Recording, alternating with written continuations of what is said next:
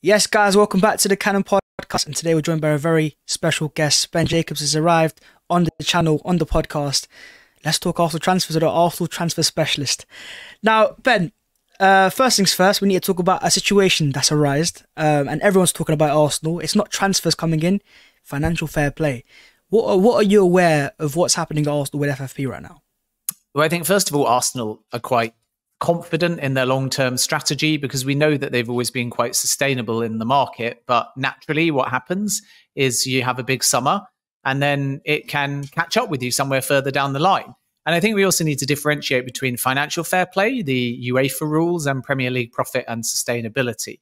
So Arsenal are not so much concerned about breaches or punishments. It's more just pre-planning to ensure two things. Number one, that they're not reckless, and they never really have been in the market.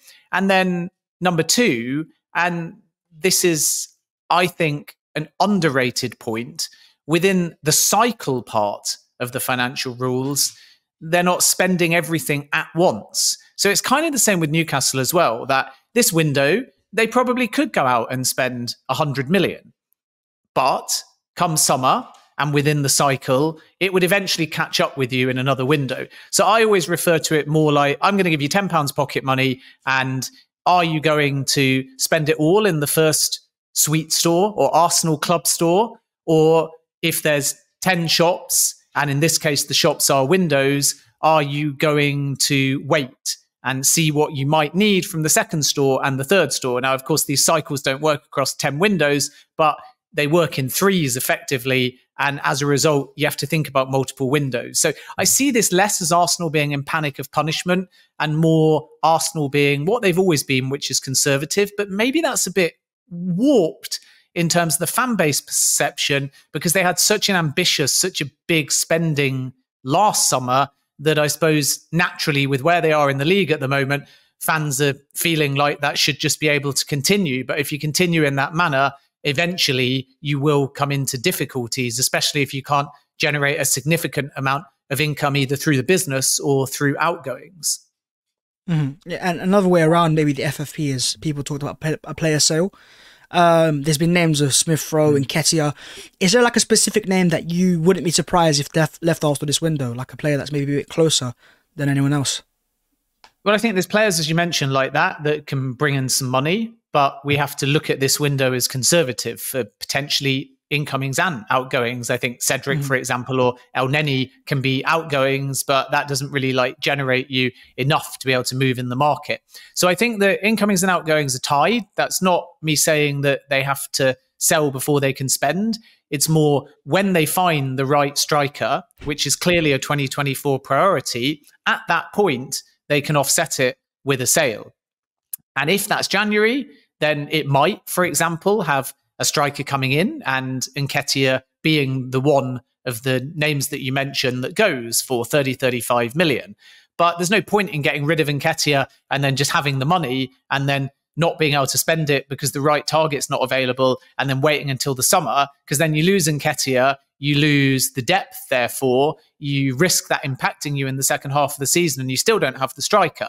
So I don't see this as being about Arsenal waiting to sell because they're looking to suddenly buy and they've almost lined up the buy, but yikes, who can they offload to make the numbers add up? I think it's the opposite. I think they're looking at who the right forward name is to be ideally an elite level goal scorer. Are they available in January? If not, what's the point in taking money for Tony now, keeping it in your bank between January and the summer, and then losing the depth? And I understand that Arsenal fans might not all be a fan of Eddie Nketiah, but if the scenario is not Tony or Nketiah, because that's not possible this window, if the scenario is no striker or Nketiah, what's the point in letting Nketiah go and then not having a replacement? Because even if you don't like Nketiah, it's obvious you still want the depth and that kind of player in your squad. And I don't think this is a choice between Arsenal having that name that they can get now and is the right fit versus keeping hold of Nketiah. I think the choice is nobody that they quite feel fits the bill is easy to get now. So they're taking their time. They're being reactive. Maybe towards the end of the window, an opportunity will present itself. But until it does, then there's no real intent to sell Nketiah, even though they know that if there comes a point when they put him on the market, they can get that 30, 35 million. And the likes of Crystal Palace, for example, are genuinely interested. Mm-hmm. I think the real intriguing one's Emile Smith-Rowe, and I don't think he'll leave this window, but I almost want to ask you if there are any clubs that like him right now, because he's not played for Arsenal, started for Arsenal for a while, maybe his stocks are a bit down. Are there still clubs like maybe a Villa or a Newcastle that might have interest? I think so, and I absolutely agree with you. And Emile Smith-Rowe is obviously a player that the fan base have warmed to, but game time has been limited. And as an Arsenal Academy graduate, there's maybe a desire from the outside in and from many fans to see more game time and have him succeed, because you always want your academy talents to do that. I think that's why a number of the Chelsea fan base like a player like Conor Gallagher, because they feel like he's Chelsea through and through. It was definitely the case with Mason Mount. He'd been at the club since he was 8. And Emile Smith-Rowe's the same. As soon as you've started young at the club and come through, the significance of getting rid of a player like that, even if they're not playing, is it sends a message to the rest of the academy players hoping to come through that maybe the pathways aren't so easy. Whereas if they see a player like that succeed, then it can be inspiring and it can kind of galvanize the next generation to come through as well, even though statistically we know that more are going to not end up playing regularly for Arsenal than do end up. In terms of interest, I think that Newcastle are still there, but nothing's possible for them in January. And I also don't think it's guaranteed, like you rightly say, that he'll be exiting this month. I'm not so sure now about Aston Villa. It's true that they were interested, but I think they've got other priorities at the moment. Let's wait and see whether that changes.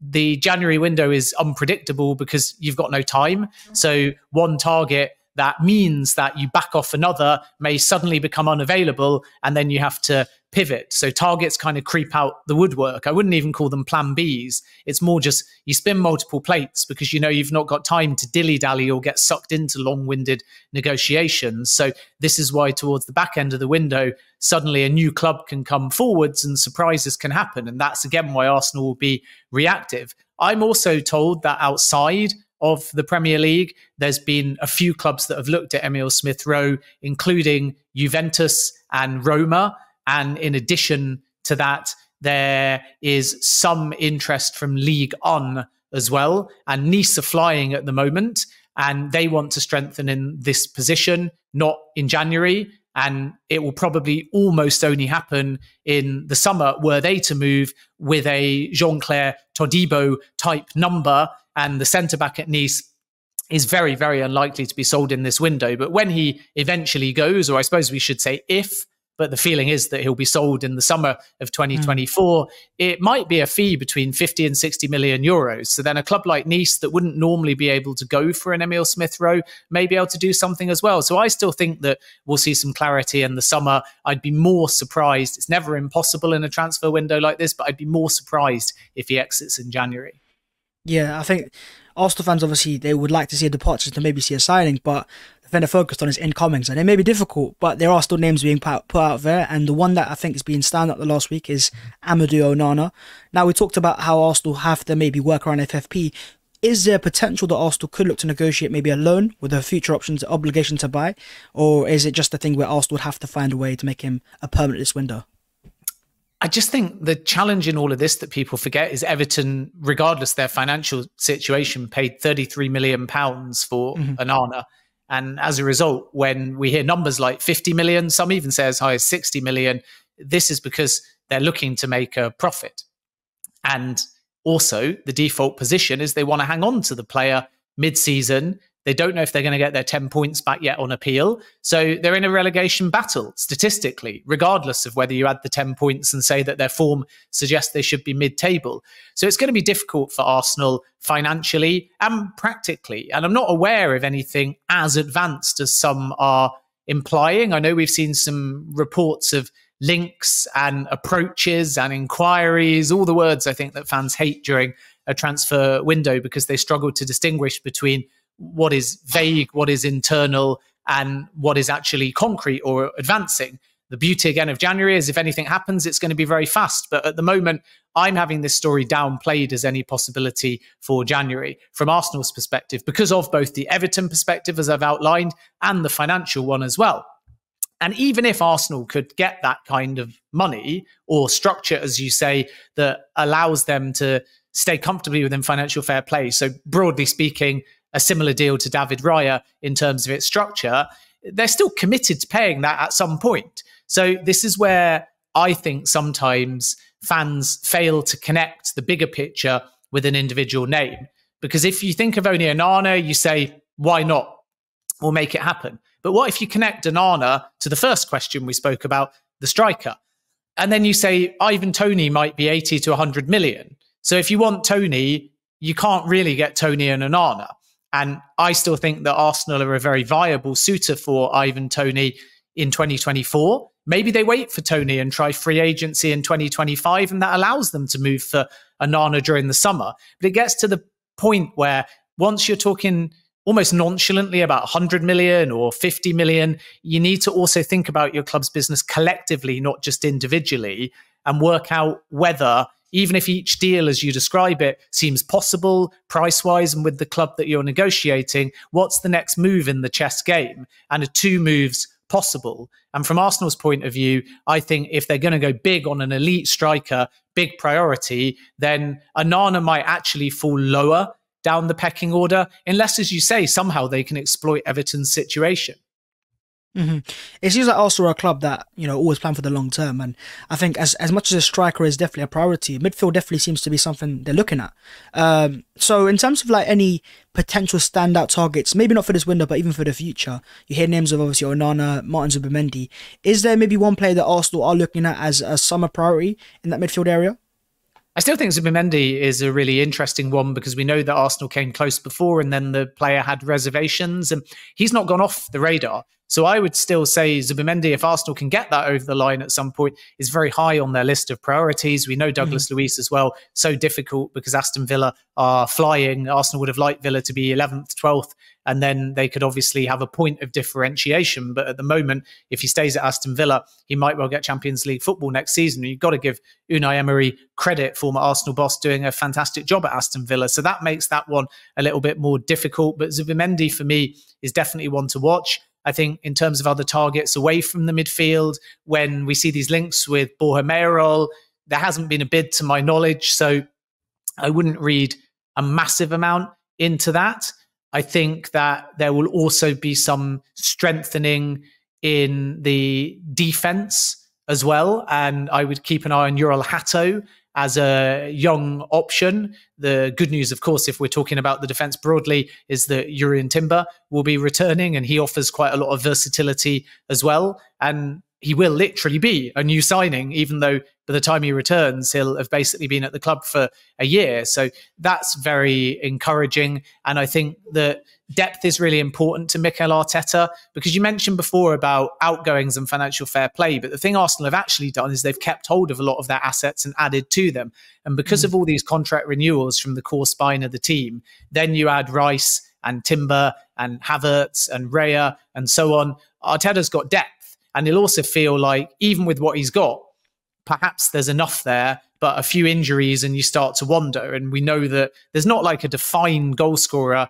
Gabriel Jesus, Leandro Trossard, players like that, they chip in, and they might even chip in with 15 or 20 goals, but you don't expect them to shoulder the entire burden in the same way, I suppose, as like a Thierry Henry, a Robin van Persie, even a Dennis Bergkamp, though he was a very different kind of player. So that is missing for me still. I take your point about the midfield, and I think looking into the summer, some of the targets we mentioned, Zubimendi, Luis, will be high on the list of probabilities. Maybe Onana comes back into the fray as well. So that's three midfielders there, which definitely shows you that it's a key area where Arsenal are looking to strengthen. But a counterpoint to that is that Declan Rice was signed to be more versatile. So if you look at the first few years at West Ham, he was defensive minded. If you look at the last 2 years at West Ham, he added a lot to his attack minded stats and his progressive passing.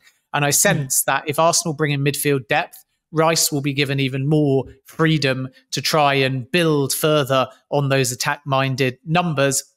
And then what we might see is potentially a shift to a more rigid, disciplined midfielder, even though Rice can play that role as well. And that's a good conundrum for Arteta to kind of have to decide, does he push Rice to actually change his game? Because that was the evolution at West Ham. Or does he keep Rice as is? And then does he actually bring in a more attack-minded midfielder or a box-to-box midfielder? And it is kind of that number 8, number 6 debate, loosely speaking, but the sort of counter to that is your modern midfielder tends to be an all-in-one, a number 6 and a number 8. So it's a really interesting conundrum. And I think this is why we're hearing 3-4 targets. So some are midfield for sure, but I don't think another midfielder will mean much if they can't get a focal point to near guarantee that 20 plus goals a season, which is where the likes of Ivan Toney could maybe fill a void. Yeah, I think what also has to realise in January, it's always opportunities. And we saw last year, Trossard came out of nowhere, Jorginho came out of nowhere. Is there maybe an opportunity in the market that you wouldn't be surprised if Arsenal approached? You know, we're hearing rumours that Jordan Henderson might want to leave Saudi Arabia, or maybe a shorter term player, a bit more experience, or something that Arsenal have done similar to past in January's. Thanks for checking out the Cannon Podcast. To hear the full episode, sign up as a YouTube member on this channel or go to patreon.com/thecannonpod.